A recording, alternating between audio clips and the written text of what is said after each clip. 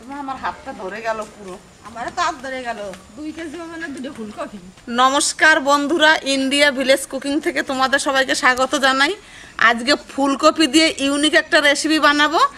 2 KG সাইজের কাতলা মাছ দিয়ে ফুলকপির কারি। আর এই যে আমার ছেলে বাজার থেকে 2 কেজি ওজনের কাতলা নিয়ে এসছে। বাবারে, আমার হাতটা ধরে গেল।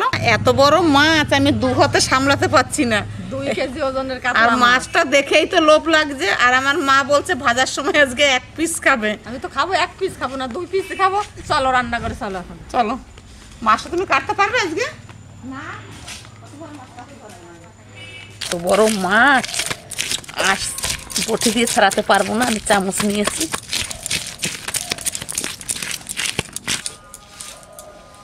এই যে যে মাছ, এসে বড় মাছ আমাকে পুকুরে আছে।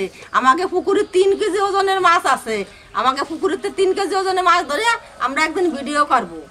আর এত বড় কাতলা মাছ আমি তো অন্যদিন বটিতেই আঁশটা ছাড়াই, আজকে চামচ নিয়েছি। বড় মাছ চামচ দিয়ে ছাড়ালে কষ্ট কম হয়, তোমরাও বড় মাছ হলে এইভাবে ছাড়াবে। এই যে একদিকটা আমার খুব সুন্দর ছাড়ানো হয়ে গেছে, এখন অপর দিকটা। এটা তো 2 কেজি ওজনের। হ্যাঁ, এটা 2 কেজি। এটা আঁশটা খুব সুন্দর ছাড়ানো হচ্ছে, জানো।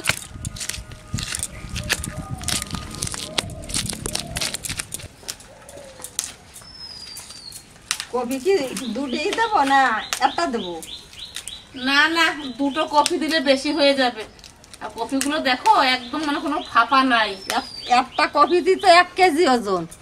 এর ক্ষেতের কপি, টাটকা কপি। আমার মাছের আঁশ ছাড়ানো হয়ে গেল, ছাড়াও আমি এখন পিস করব। কপি কাটিনি। বোটাটা কত বড় হয়েছে বাবা, কি করে কাটবো আমি?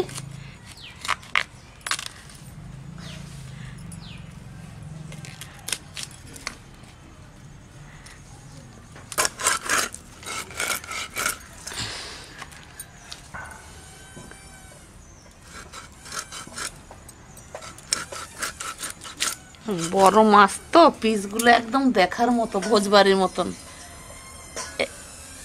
এইভাবে সব মাছগুলো আমি পিস করে নেব।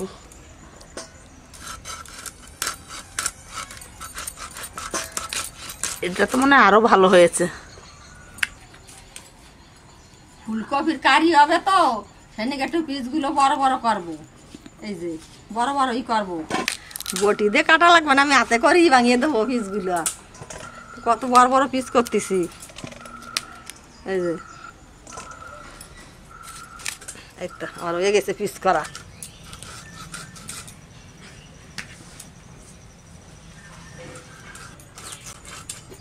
দীপন কালকে শান্তিনিকেতনে মেলায় গেছিল, একটা লাঠি কিনে নিয়ে এসছে। লাঠি নয়, এটা কি? তরোয়াল। তরোয়াল এটা। নুন আর হলুদ দিয়ে মাছটা আমি মাখিয়ে নেবো এখন। হলুদ দিয়ে দিচ্ছি পরিমাণ মতন,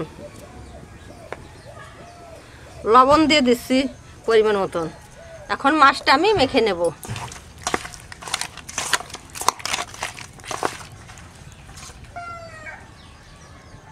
তেল গরম হয়ে গেছে, এখন মাছটা ভেজে নেব।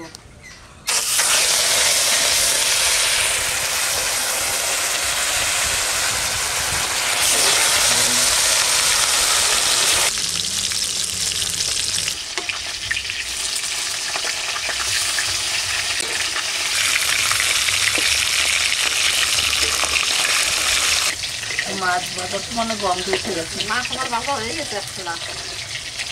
এই গেছে, হ্যাঁ, তাহলে তুলে দাও। মাছ আমি তুলে দিই।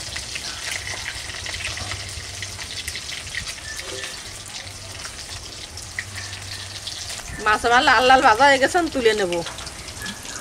মাছের পিস দিতে হয়েছে বড় বড় টাকা। ওইগুলো যেই কারিতে দেওয়া হবে মশলায় আরো ফুলে মানে অনেক বড় হয়ে যাবে। কাতলা মাছ ঝোলে দিলেই বাড়ে।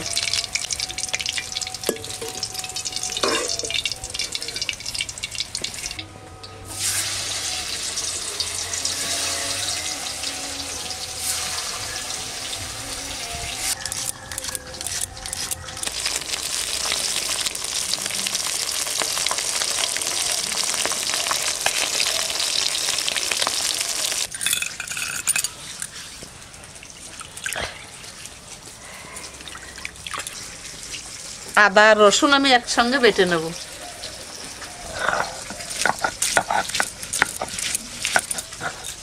পাটা সেই ফোটানোর পরে এখন বাটতে আর কোনো কষ্টই নেই।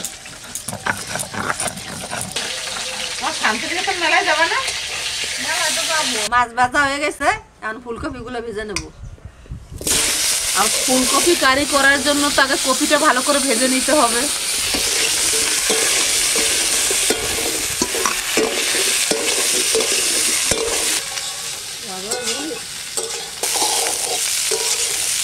কপি ভাজা হয়ে গেছে, নামাই দেবো। তেলে তো ফুলকপি আর মাছ ভালো করে ভাজা হয়েছে। ফোড়নে দেব কালো জিরে, 2টো শুকনো লঙ্কা, পেঁয়াজ কুচিগুলো এখন দিয়ে দেবো। কারি মানেই তো পেঁয়াজ বেশি, এখানে আমি 4টে বড় বড় পেঁয়াজ দিয়েছি। কারি হবে।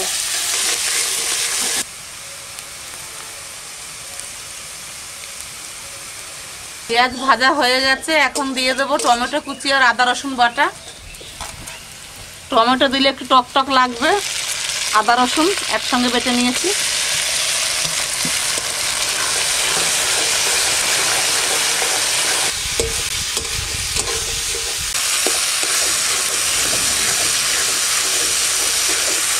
আদা রসুন ভাজা ভাজা হয়ে গেছে, কাঁচা গন্ধ চলে গেছে।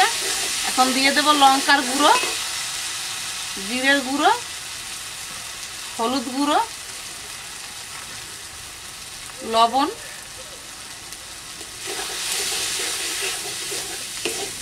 সামান্য জল দিয়ে মশলাটা কষিয়ে নেব।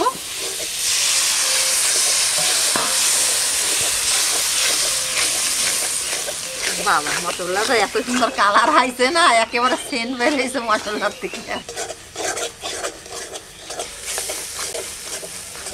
মশলা কষানো হয়ে গেছে, এখন জল দিয়ে দেবো।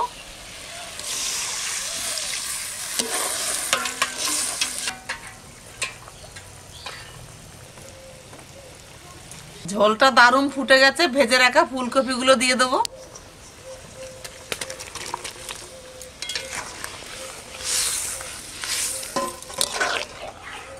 দেখেছো, দেওয়ার সঙ্গে সঙ্গে এখনো মাছ পড়লে পুরো গ্রেভি হয়ে যাবে।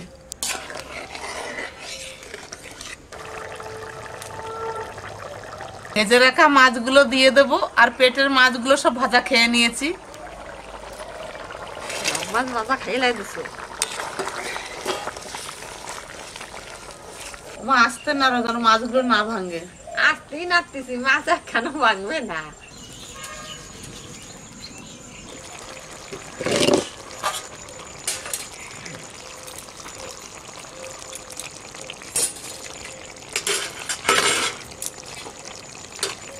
ফুলকপি দিয়ে কাতলা মাছের কারি হয়ে গেছে, নামিয়ে দেবো।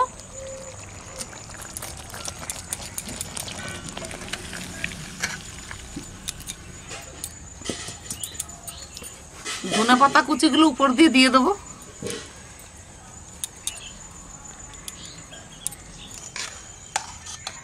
সবথেকে বড় পিসটাই আমার। যারা বেশি খায় তাদের বড়টাই পড়ে।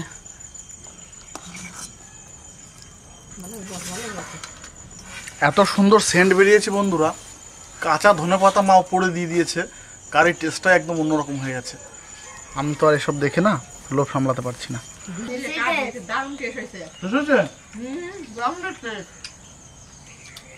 একদম দেরি না করে চটপট তোমরা ঘরে রেসিপি বানিয়ে খাও। আমি তো এতটাই খাওয়া ব্যস্ত যে ঠিক করে কথা বলতে পারছি না। কারি অসাধারণ হয়েছে, কিন্তু দারুণ। কাতলা মাছটা তো যা স্বাদ হয়েছে না, বড় কাতলা তো টেস্টি আলাদা।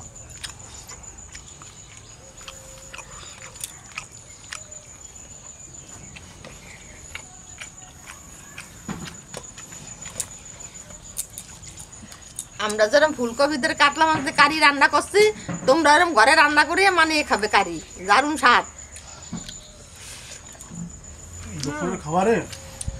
দুপুরের খাবারে যদি এরকম রেসিপি থাকে আর কি লাগবে। আমাদের চ্যানেলটি লাইক, কমেন্ট, শেয়ার আর সাবস্ক্রাইব করে দেবেন।